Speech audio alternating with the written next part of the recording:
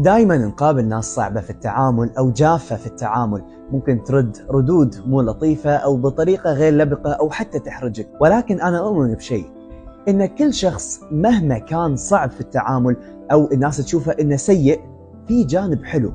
في ناس كثير تعاملت معاهم، مثلا دكتور بالجامعة، الناس تشوفه جدا صعب، ما يبي يتعامل مع أحد، يرد بردود مو لبقة، يحرجك قدام الناس، ما عنده مشكلة. حاولت أن أتعامل معاه قدر المستطاع وخذيته تحدي، حاولت مرة واثنين أن أكسبه، أحاول أفهمه أن أنا أبي أشتغل، أن أنا أبي أدرس، أن أنا مهتم. إذا في مجال حضرتك سهل علينا هالموضوع بهالشيء، إذا في مجال نسوي هالشيء، مرة ورا الثانية الموضوع بيختلف. أن أخذ راية مثلا بشيء معين نفس التخصص اللي قاعد أدرس فيه، هذا يبين له أن أنت مجتهد نوعا ما، تبي تدرس، مو حيالله أي شيء تبي تسويه. فالموضوع بيفرق وايد مع الناس. لازم ان احنا نشوف الجانب الايجابي، كل واحد فينا له جانب ايجابي، وانتوا اذا ركزتوا بتشوفون اي احد ممكن يكون صعب في التعامل معاك، مع ناس ثانية بتلاقيه بشكل مختلف لانه قدر يكسبه.